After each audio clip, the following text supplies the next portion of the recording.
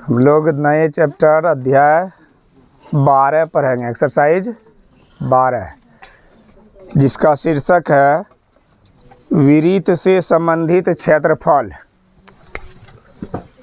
Exercise 12 का शीर्षक है विरीत से संबंधित क्षेत्रफल।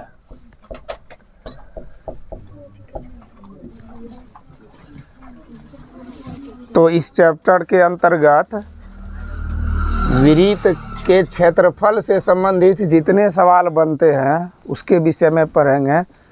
और इसे जानने के लिए सबसे पहले हम लोग विरीत का परिचय जान लेते हैं। जो 10 चैप्टर में भी एक विरीत सर्कल नाम का चैप्टर था, जिसमें हम विरीत के ज्यामितीय प्रश्न पढ़े थे। अब इसमें क्षेत्रमितीय सवाल पूछे जाएंगे। तो सर्वप्रथम हम लोग विरीत तो जान रहे हैं कि गोलाकार समतल क्षेत्र को क्या कहते हैं? विरीत। जैसे स्टाइगर, कैरम बोर्ड की गोटी, रोटी, सिक्का, ये क्या है? विरीत। और जब विरीत है तो विरीत से संबंधित, यानी विरीत का संबंध हमेशा केंद्र से होगा ही, जो कि विरीत का मध्य बिंदु का स्थित वह बिंदु है जहाँ से परिधि की प्रत्येक दूरी परिधि पर से बराबर होती है। हम लोग केंद्र भी जानते हैं। उसके बाद केंद्र से परिधि तक अगर किसी भी क्षेत्र में मिला दे तो यही दूरी कहलाता है त्रिज्या। चाहे त्रिज्या किसी और में खींचे, ये सभी विरीत के लिए क्या हो गया? त्रिज्या। ये सब हम लोग पहले जान चुके हैं। एक विरीत के अंतर्गत सभी त्रिज्याएं बराबर होती है, पढ़े भी हैं। उसके बाद विरीत के ये जो घेरने वाली रेखाएं हैं, बाउंड्री देने वाली, जिसके अंतर्गत यह क्षेत्र एक सीमा में बंध गया, एक गोलाकार क्षेत्र, इस क्षेत्र रेखा को जो तय करती है इसी को कहा जाता है परिधि। क्या कहा जाता है? परिधि। कहने का अर्थ है, अगर हम कोई एक मुलायम रस्सी ले ले, उसको एक गोलाकार क्षेत्र में बांध कर रख दे, तो रस्सी को फिर स्वाभाविक है हटा के लंबाई माप सकते हैं। तो जितनी लंबाई हो जाएगी वह हो जाएगा उसके लिए परिधि। उसके बाद हम लोग यह भी जान चुके हैं कि अगर विरीत के अंदर एक ऐसा जीवा खींचा जाए जो केंद्र से होकर जाती हो, ये जीवा है। ऐसे तो जीवाएं अनगिनत होती है, ये भी जीवाएं हैं, ये भी जीवाएं हैं, ये भी जीवाएं हैं। तो जीवाएं विरीत को 2 बिंदु पर प्रतिच्छेद करती है। हमने पहले परिभाषा में पिछले अध्याय में पढ़ चुका है। तो लेकिन वो जीवाएं जो विरीत के केंद्र से होकर गुजरती है, उस सब जीवा को हम लोग व्यास कहते हैं। क्या कहते हैं? व्यास, जिसको डी से सूचित करते हैं। और ये व्यास विरीत को 2 बराबर खंड में बांट देता है, मतलब आधा कर देता है। अगर कोई भी व्यास खींच ले, विरीत का ये पहला पार्ट हो गया, ये दूसरा पार्ट हो गया। तो पूछा जाएगा कि क्या ये दोनों पार्ट आपस में बराबर होंगे? स्वाभाविक है बराबर होंगे, क्योंकि बीचों बीच होता है व्यास। तो याद रखना है, विरीत का व्यास एक विरीत को कितने भागों में बांटता है? 2 भागों में। और ये दोनों भाग, प्रत्येक भाग अर्धविरीत कहलाता है। अगर ये 2 भागों में बांट दिया तो कहने का अर्थ है कि ये वाला हिस्सा फिर नीचे वाला हिस्सा, इस तरह का जो हिस्सा बना, दोनों हिस्सा अलग अलग की क्या कहलाएगा? दोनों हिस्सा अलग अलग अर्धविरीत कहलाएगा। क्या कहलाएगा? अर्धविरीत कहलाएगा। तो ये भी हम लोग पहले पढ़ चुके हैं कि विरीत का व्यास केंद्र से होकर गुजरती है। यह एक प्रकार का जीवा है और जीवा में भी सबसे बड़ी जीवा है। एक विरीत के अंतर्गत व्यास भी हम लोग कई खींच सकते हैं। जैसे ये विरीत है, ये केंद्र है, तो व्यास 1 खींचेंगे। हमारी मर्जी हो और खींच सकते हैं, और इच्छा हो तो और खींच सकते हैं। जितनी इच्छाएं हो खींच सकते हैं। तो विरीत के अंतर्गत व्यास भी अनगिनत खींच सकते हैं, त्रिज्याएं भी अनगिनत खींच सकते हैं, जीवा भी अनगिनत खींच सकते हैं, है ना। त्रिज्याएं एक विरीत की सभी आपस में समान होती है, व्यास भी समान होती है। लेकिन जीवा की बात किया जाए, अभी हमने जीवा दिखाया, तो ये सब जीवा है। क्या इस जीवा की लंबाई एक जैसा दिख रहा है? तो जीवा अलग अलग होता है, भले ही अनगिनत खींची जा सकती है लेकिन जीवाएं वृत्त की अलग अलग होती है। किसी को कोई दिक्कत? बस इतना ही समझना था। वृत्त, वृत्त के केंद्र, वृत्त की त्रिज्या, वृत्त का व्यास, वृत्त की जीवा, वृत्त की परिधि। इसके बाद अब इससे संबंधित जो वृत्त के कुछ खंड बन जाते हैं, टुकड़े बन जाते हैं, उसे क्या कहते हैं इसके बारे में जान लेंगे। तो क्षेत्रफल क्या होता है? तो क्षेत्रफल का अर्थ होता है कि किसी भी सीमाओं के भीतर का वह क्षेत्र जिस पर हम लोग कोई विशिष्ट क्रियाकलाप करने के लिए सक्षम होते हैं। अब वृत्त का क्षेत्रफल, जैसे ये वृत्त की परिधि से घेरा गया क्षेत्र है, तो इसके भीतर जितना भी एरिया समा गया, ये भी जिसके भीतर जो जगह है, ये जगह दिख रहे हो ना जिसको छायांकित कर रहे हैं, ये सारे जगह क्षेत्रफल के अंतर्गत आएगा। किसके अंतर्गत आया? ये रंगा हुआ भाग कहलाएगा क्षेत्रफल। तो किसका क्षेत्रफल? वृत्त का क्षेत्रफल। हम इस क्षेत्रफल पर, लेकिन अगर ये केवल किनारे की बात कहा जाए तो इस किनारे को हम लोग क्या कहेंगे? परिधि या परिमाप। परिधि या इसी को कहते हैं परिमाप। इसमें भुजा नहीं होने के कारण इसलिए इसको परिधि कहा जाता है, और वह एक प्रकार का परिमाप ही है। तो वृत्त का क्षेत्रफल का मतलब होता है वृत्त की परिधि की सीमाओं के भीतर का टोटल जगह जिस पर कोई भी क्रियाकलाप किया जा सकता है। वृत्त का क्षेत्रफल हम लोग समझ गए। तो वृत्त का क्षेत्रफल के बाद नया एक भाग आता है वृत्त का क्षेत्रफल। फार्मूला सबको लिखा, सब फार्मूला हम एक करके लिख लेंगे, जान लेते हैं। ये वाला भाग हो गया वृत्त का क्षेत्रफल। उसके बाद जब एक वृत्त के अंतर्गत दो त्रिज्याएं खींच दी जाती है किसी भी ओर से, जैसे ये वृत्त है, ये केंद्र है, और दो त्रिज्याएं खींच दी है, ये त्रिज्या ए हो गया, ये त्रिज्या बी हो गया। तो ऐसी स्थिति में दो त्रिज्याओं से वृत्त कितना भाग में बटा? वृत्त भी दो भाग में बटा। एक भाग ये वाला हिस्सा है जिसको हम लोग रंग रहे हैं अभी, एक भाग ये हो गया, एक भाग ये पहला पार्ट, और दूसरा पार्ट जो हमने रंगाया नहीं वो रह गया। तो यह भी तो वृत्त का ही हिस्सा है। तो वृत्त का ये दोनों पार्ट जो दो त्रिज्याओं से बना हुआ है, ये भाग कहलाता है त्रिज्यखंड, यानी त्रिज्या से बना खंड त्रिज्यखंड कहलाता है। क्या कहलाता है? त्रिज्यखंड। त्रिज्यखंड का अर्थ होता है कि जब दो त्रिज्या, कितने त्रिज्या? दो त्रिज्या वृत्त के अंतर्गत विशिष्ट भाग टुकड़ा का निर्माण करता है, तो वह दोनों टुकड़ा त्रिज्यखंड कहलाता है। लेकिन दोनों में हम जब देख पाते हैं तो हमेशा एक टुकड़ा छोटा होता है, एक बड़ा होता है। एक छोटा टुकड़ा, एक बड़ा टुकड़ा है। तो जो छोटा टुकड़ा होगा उसको कहा जाएगा लघु त्रिज्यखंड। क्या कहा जाएगा? लघु त्रिज्यखंड। जैसे पार्ट एक कौन सा त्रिज्यखंड है?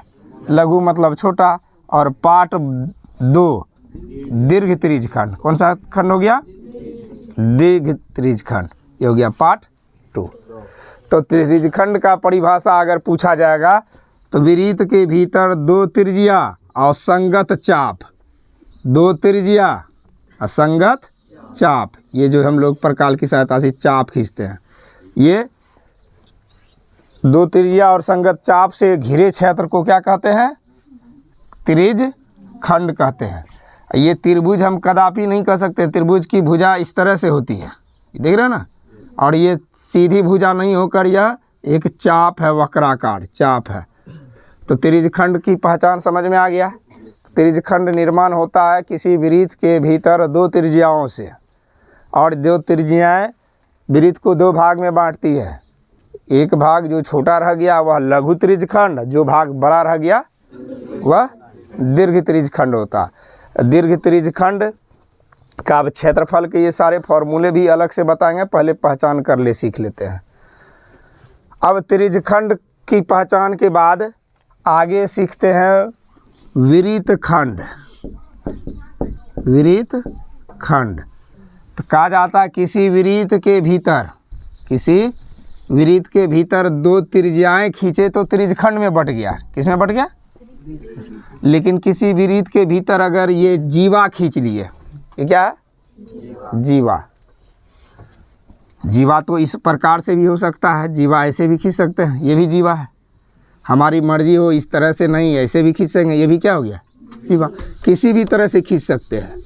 तो जीवा हो गया जब किसी विरीत के अंतर्गत एक जीवाएं खींच ली जाती है। तो एक जीवा खींचे जाने से भी तो विरीत दो भाग हो गया, भले ही वो टुकड़ा छोटा हुआ एक बड़ा हुआ। ये वाला हिस्सा हमें लग रहा है छोटा है, ये वाला हिस्सा छोटा है, ये दूसरा हिस्सा बड़ा है तो विरीत का ही खंड। तो जीवा से जो बना ये छोटा वाला हो गया लघु विरीत खंड, और ये बड़ा वाला जो पार्ट हो गया वह हो गया दीर्घ विरीत खंड। तो विरीत खंड विरीत के भीतर एक जीवा से निर्मित होता है। जब विरीत के भीतर एक जीवा खींच लिया जाए, क्या खींच लिया जाए? जीवा। केंद्र से अगर होकर जाएगा तो विरीत अर्धविरीत में बढ़ जाएगा। तो केंद्र के अलावे किस केंद्र के, अगर कहोगे जीवा तो केंद्र से भी होकर खींची जा सकती है, लेकिन जब केंद्र से खींचेंगे तो वह विरीत अर्धविरीत में बढ़ जाएगा। तो कहने का अर्थ है विरीत खंड ही जब केंद्र से होकर जाएगा तब वह दोनों खंड बराबर होने के बाद अर्धविरीत हो जाएगा। लेकिन जब केंद्र से हटकर खींचा जाता है तो एक टुकड़ा छोटा और एक टुकड़ा बड़ा होता है, और यही दोनों टुकड़ा क्रमशः आपस में विरीत खंड कहलाता है। जो छोटा हो गया वो लघु विरीत खंड, जो बड़ा रह गया दीर्घ विरीत खंड। तो तीनों क्षेत्र विरीत का क्षेत्रफल संपूर्ण सतह है। उसके बाद त्रिज्यखंड दो त्रिज्याओं से बना क्षेत्र है विरीत के भीतर। विरीत खंड जीवा से बना क्षेत्र के दौरान जो लघु और दीर्घ रह जाता है वह क्या कहलाता है? विरीत खंड। इसे भी समझ गए। उसके बाद संगत चाप तो हम लोग जानते हैं, फिर से जान ले। जैसे हम किसी भी विरीत को निर्मित करने के लिए टिकाते हैं अपने प्रकाल की नोक को, यहाँ केंद्र पर टिकाते हैं ना एक बिंदु पर, और टिकाने के बाद इस तरह से जब हम चाप घुमाते हैं तो इसे जब चारों ओर घुमा देंगे 360 डिग्री पर, तो तब तो ये बन जाएगा हमारा क्या? विरीत।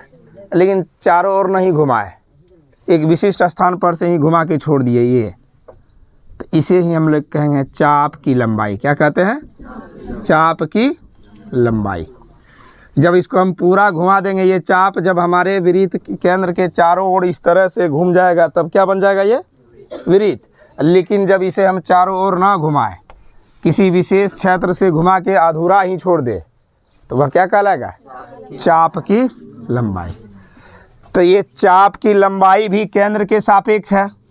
ध्यान से देखो, जब चाप की लंबाई खींचकर केंद्र से मिला देते हैं तो किसका निर्माण कर लेती है? यह त्रिज्यखंड की निर्माण कर लेती है। अब एक त्रिज्यखंड के भीतर ध्यान से देखा जाए कि जैसे अभी हमने बताया कि ये विरीत का केंद्र है, ये त्रिज्यखंड है ना। तो एक त्रिज्यखंड में विरीत खंड कैसे छुपा होता है? ये हो गया केंद्र, विरीत का केंद्र, ए से लेके बी तक हो गया चाप की लंबाई, ए से बी तक चाप की लंबाई, और ये टोटल हिस्सा हमारा हो जाएगा त्रिज्यखंड। ये टोटल हिस्सा क्या हो गया? त्रिज्यखंड। लेकिन इसी में थोड़ा बड़ा चित्र करते हैं ताकि स्पष्ट से समझ में आए। ध्यान से देखो, ये OA और OB ये दोनों क्या है? विरीत की त्रिज्या। जब इसको हम एक तरह से पूरा ऐसे घेरेंगे तो क्या बनाएगा? ये विरीत बनाएगा ना। तो ये विरीत की त्रिज्या हो गया। अब ध्यान से देखो, ये संपूर्ण हिस्सा हो गया त्रिज्यखंड। लेकिन इसमें अगर त्रिभुज के भांति A और B सीधा मिला दे, इस तरह से एकदम सीधा, तो ध्यान पूर्वक देखने के बाद पता चलता है कि इस त्रिज्यखंड में एगो त्रिभुज बन गया। क्या बन गया? एक त्रिभुज बन गया, नहीं बना OA। और त्रिभुज के जो नीचे बना क्षेत्र शेष रह गया, ये लघु विरीत खंड रह गया। क्या रह गया? लघु विरीत खंड।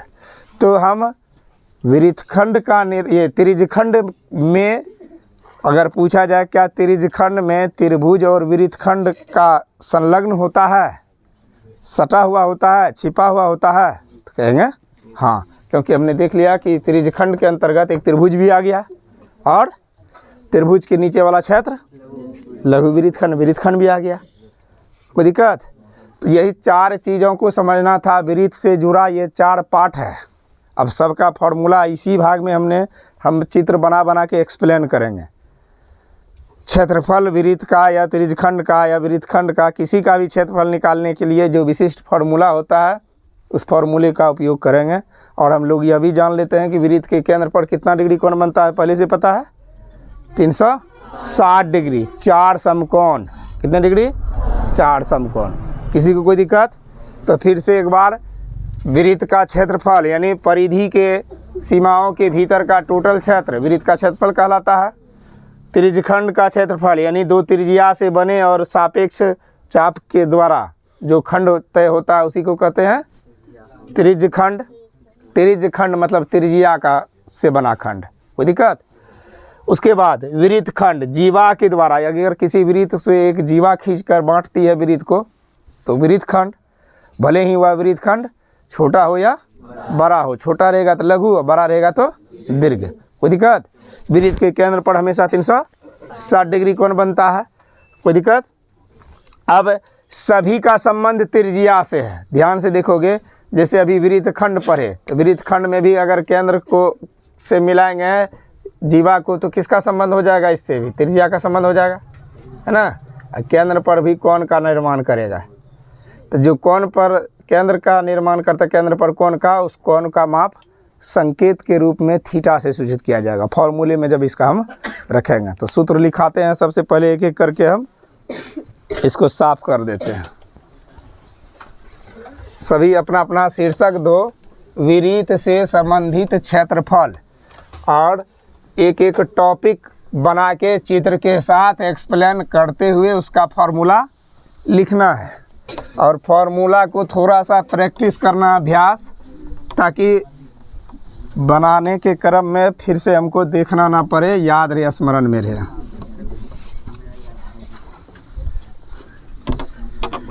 तो वृत्त से संबंधित क्षेत्रफल टॉपिक है सबके पास।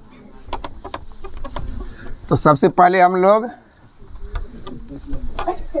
एक वृत्त बना लेते हैं।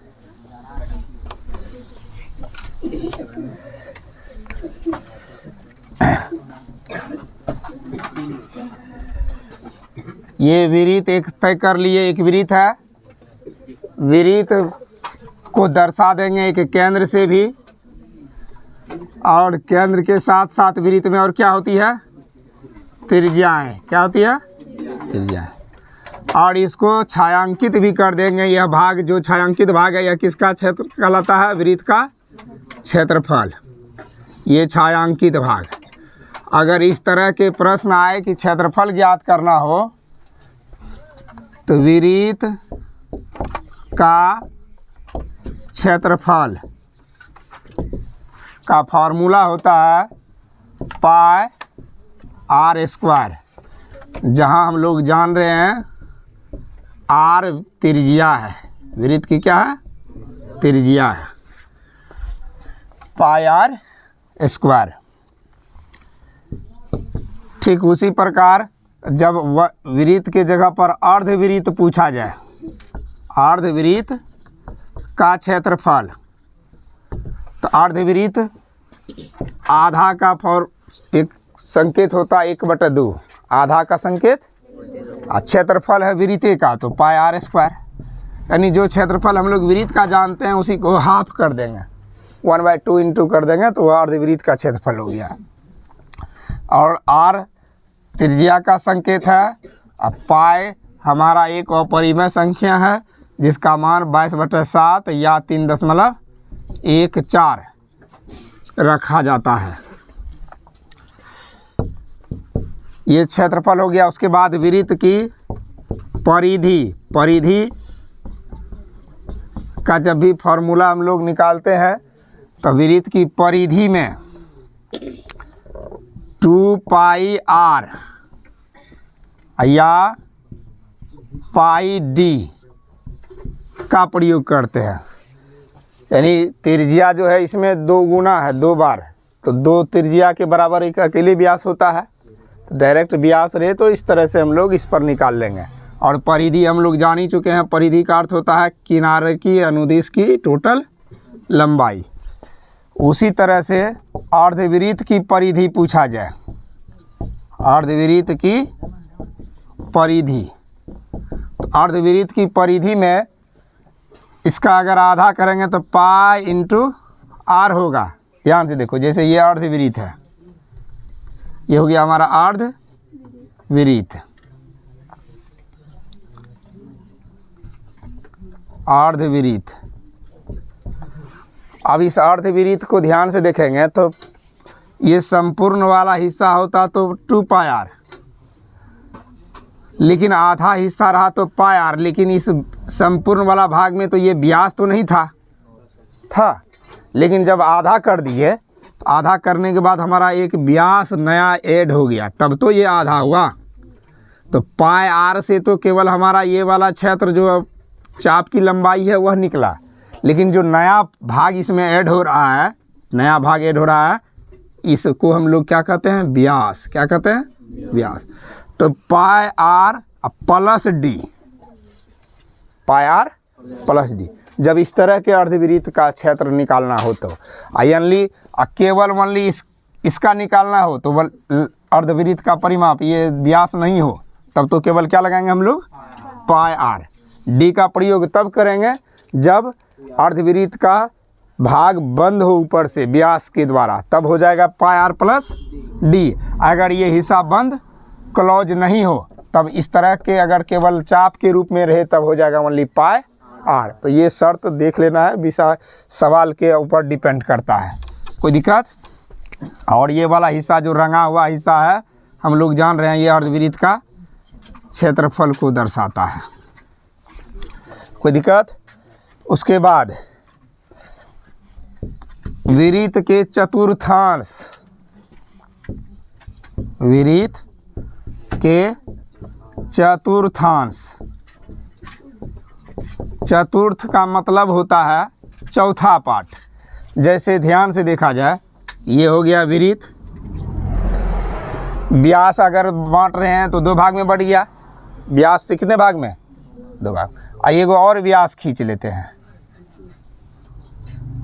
अब वृत्त कितने भाग में बढ़ गया, 4 भाग में। 2 व्यास से वृत्त टोटल 4 भाग में, तो ये प्रत्येक टुकड़ा चतुर्थांश कहलाता है।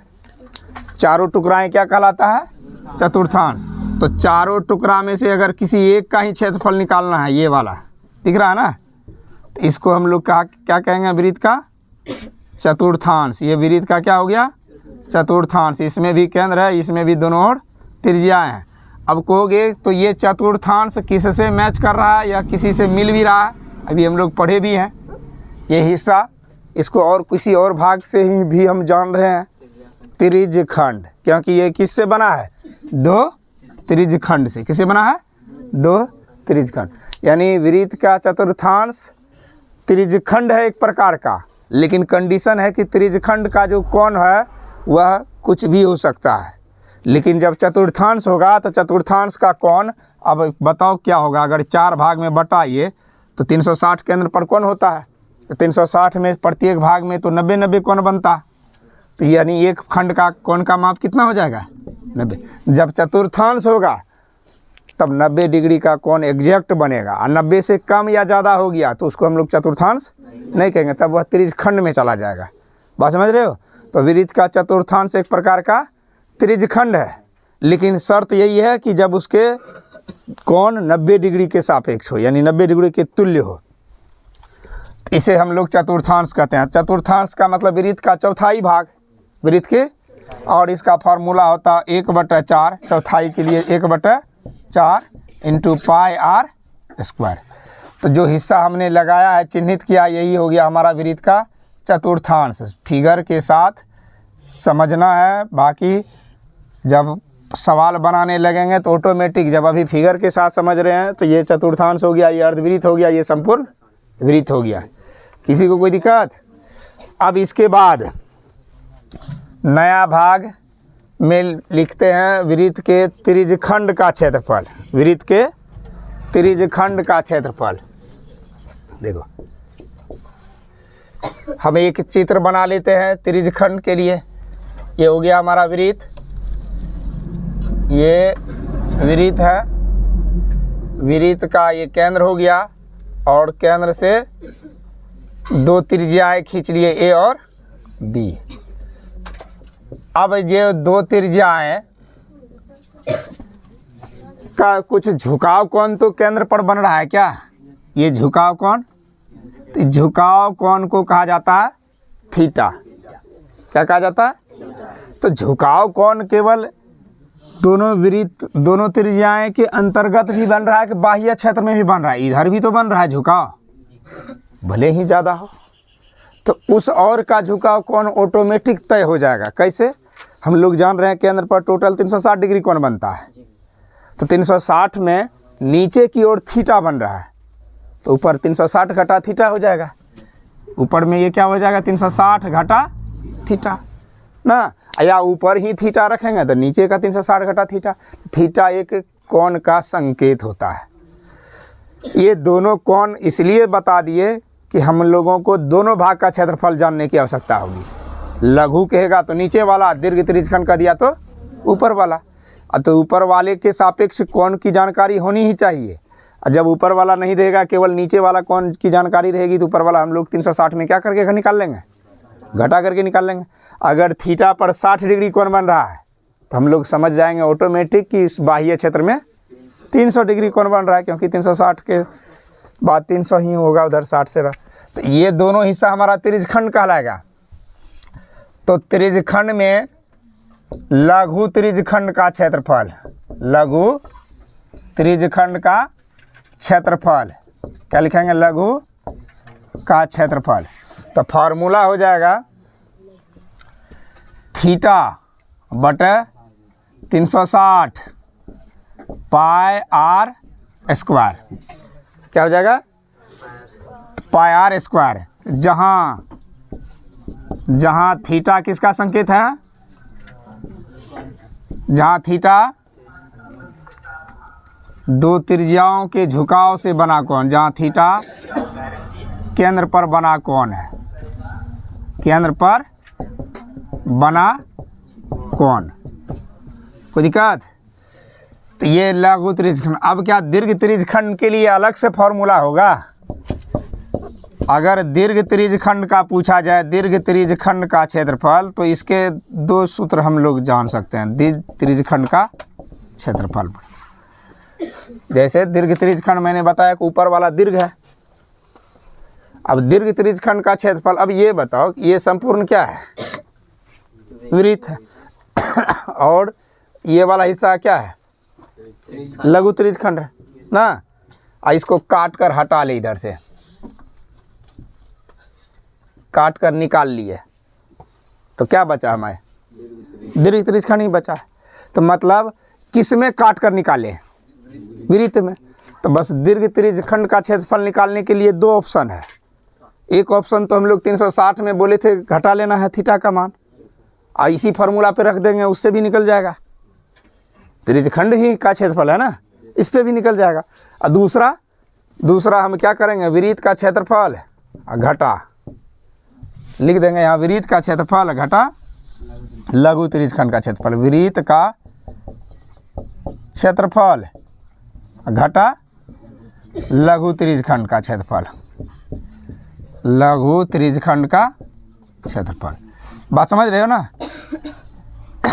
वृत्त का क्षेत्रफल क्या होता है?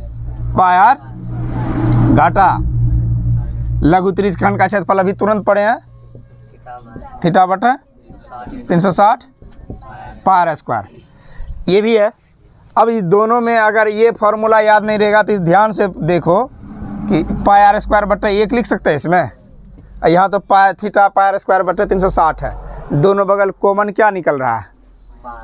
पाई आर स्क्वायर इस पक्ष में भी है, पाई आर स्क्वायर इधर भी है, तो क्या करेंगे? पाई आर स्क्वायर कॉमन ले लेंगे, पाई आर स्क्वायर कॉमन ले लिए, तो बचा क्या? जब कॉमन ले लेते हैं तो पाई आर स्क्वायर तो समूचा कॉमन में बाहर आ गया, तो यहाँ वाली क्या बचा? 1 यहाँ क्या बचा? थीटा बाय थीटा बटा 360। इस पर भी निकाल सकते हैं, कोई दिक्कत? तो हमारे पास फॉर्मूला अपने इच्छा अनुसार, या हम पाई आर स्क्वायर बटा घटा 360 पाई आर स्क्वायर पर भी निकाल लेंगे, या यहीं पर थीटा घटा के भी निकाल सकते हैं, किसी को कोई दिक्कत? जैसे समझ में आए वैसे बनाना है, लेकिन समझ के बनाना है। अब इसके बाद इस और मिटा दें, नहीं लिखा हुआ। अब विरित खंड के बारे में जानते हैं। हम लोग पहले समझ चुके हैं कि विरित में एक जीवा विरित को दो भागों में बांटती है, और ये प्रत्येक भाग विरित का त्रिज्यखंड कहलाता है। क्या कहलाता है? त्रिज्यखंड। हमने पहले यह समझा चुका है कि त्रिज्यखंड की जो जीवाएं होती है यह भी तो केंद्र से संबंधित होती है। अगर इसे हम केंद्र से मिला देंगे तो इस तरह की रचना बनेगी क्या? नहीं बनेगी। तो किसमें यह त्रिज्यखंड जो विरितखंड है किसके अभ्यंतर छिपा हुआ, किसके अंदर आ जाता है? त्रिज्यखंड के अंदर। अभी जस्ट मैंने बताया कि ये वाला हिस्सा है त्रिज्यखंड, है ना। इसी में ये सीमा 8 अलग हो गया, तो नीचे वाला सीमा हो गया विरितखंड। तो त्रिज्यखंड विरितखंड में अगर हम संपूर्ण त्रिज्यखंड का क्षेत्रफल निकाल ले, क्या करें? त्रिभुज का, त्रिज्यखंड का, त्रिज्यखंड में ये त्रिभुज काट कर हटा ले यहाँ से इसे, तो क्या बच जाएगा? शेष वृत्तखंड बचेगा ना। तो त्रिज्यखंड का क्षेत्रफल, त्रिज्यखंड का, ये त्रिज्यखंड विरितखंड का क्षेत्रफल हम लोग पढ़ेंगे। विरितखंड का क्षेत्रफल बराबर, तो विरितखंड का क्षेत्रफल जब भी जानेंगे तो इसके लिए एक फॉर्मूला होता है हमारा, थीटा बटे 360 पाई आर स्क्वायर। ये किसका सूत्र हो गया? संपूर्ण त्रिज्यखंड का क्षेत्रफल। किसका हो गया? संपूर्ण त्रिज्यखंड का क्षेत्रफल। तो पहले हम शब्द में लिख लेते हैं कि त्रिज्यखंड OAB, त्रिज्यखंड OAB का क्षेत्रफल और घटा त्रिभुज OAB का क्षेत्रफल, OAB का क्षेत्रफल। ध्यान से देखो कि संपूर्ण ये त्रिज्यखंड जो OAB बन रहा है, उस त्रिज्यखंड में त्रिभुज OAB को काट कर हटा लेंगे तो शेष बचा हुआ हिस्सा क्या कहलाएगा? हमारा तो अब त्रिज्यखंड का क्षेत्रफल का फॉर्मूला हम लोग पढ़ चुके हैं, 360 थीटा बटा 360 पाई आर। त्रिभुज का क्षेत्रफल तो हम लोग पढ़े 1/2 गुना आधार गुना शीर्षलंब। तो 1/2 गुना आधार गुना शीर्षलंब भी खींच कर निकालेंगे, वह भी पॉसिबल है, लेकिन वह बहुत जटिल हो जाता है। हमारे पास केवल त्रिज्या मालूम है ना, तो ऐसी स्थिति में 1/2, अब कितने त्रिज्या हैं? 2 इंटू आर स्क्वायर, समझ रहे हो ना।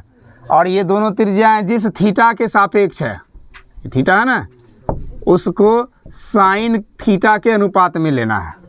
किस में लेना है? साइन थीटा, याद रहिएगा। तो ये साइन थीटा के अनुपात में लेना है। तो इस तरह से फॉर्मूला हो जाता है वृत्तखंड का क्षेत्रफल theta by 360 pi r square. ये तो हम लोग जान गए एक संपूर्ण त्रिज्यखंड का हो गया। तो हमको त्रिज्यखंड तो निकालना नहीं है, तो वृत्तखंड तो त्रिज्यखंड का नीचे वाला हिस्सा बचा हुआ एक छोटा सा भाग है, तो फिर उसमें घटाना किसको है? त्रिभुज को। किसको घटाना है? तो त्रिभुज का क्षेत्रफल लिख लेंगे। त्रिभुज के क्षेत्रफल का फॉर्मूला होता है 1/2 गुना आधार गुना शीर्षलंब। तो इसमें आधार और शीर्षलंब तो मालूम नहीं है, त्रिज्या के अलावा कुछ मालूम ही नहीं है, तो 1/2 लिख लगाए। और आर देख रहे हैं 2 त्रिज्याओं के सापेक्ष है, तो r into r, r square हो गया।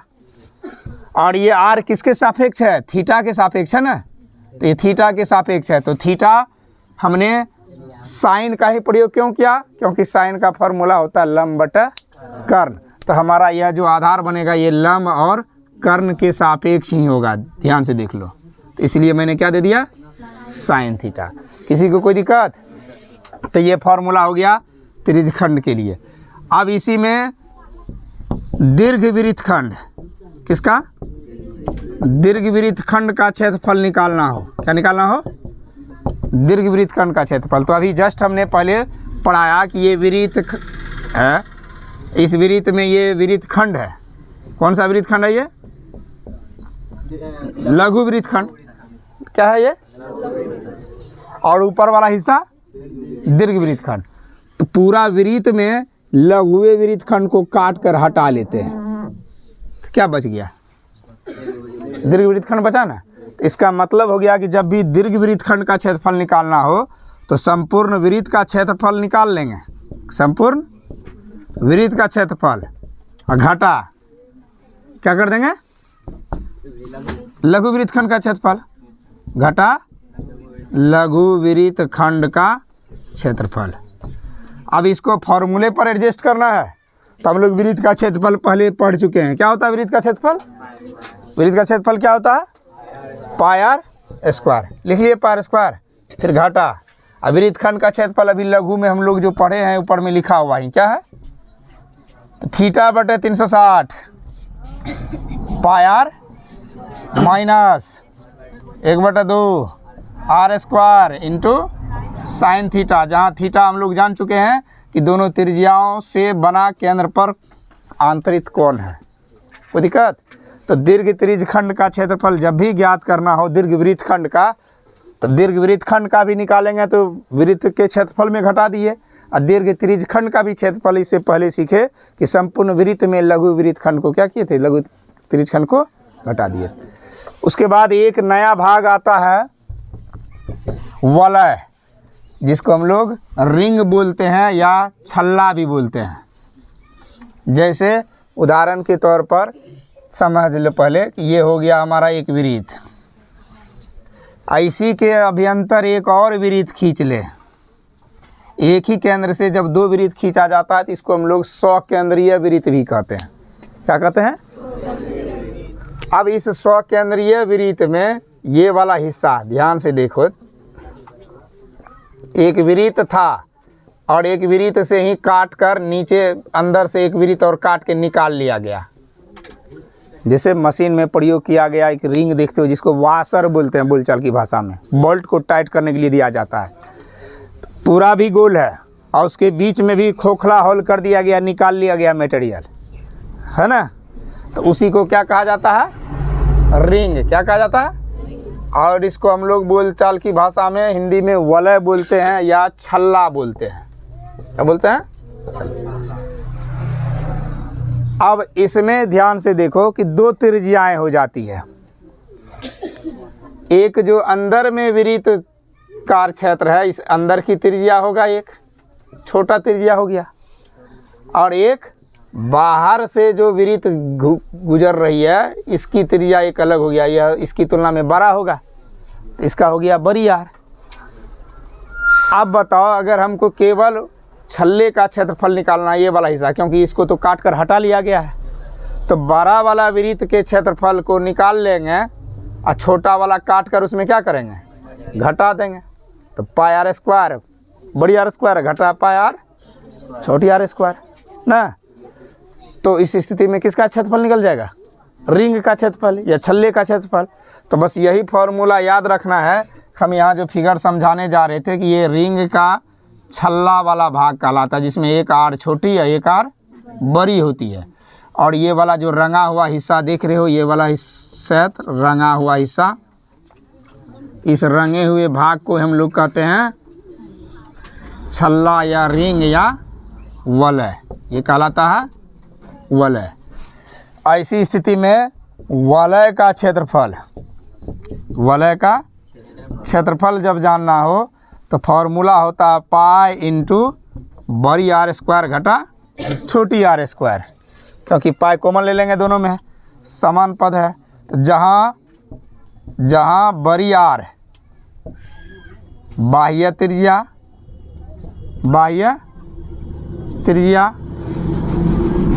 बाहरी त्रिज्या है ना बड़ा, और छोटी आर आंतरिक त्रिज्या, छोटी आर आंतरिक त्रिज्या। किसी को कोई दिक्कत? तो ये सारे प्रश्न फॉर्मूले 12.1 अध्याय या 2 अध्याय, इसमें जितने भी सवाल है सॉल्व करने के लिए पर्याप्त है। तो विरीत से संबंधित लगभग सारे प्रश्न हो गए। अब इसको चैप्टर में जाके सॉल्यूशन करना है, खुद से समझकर फॉर्मूले का मान रख के। किसी को कोई दिक्कत?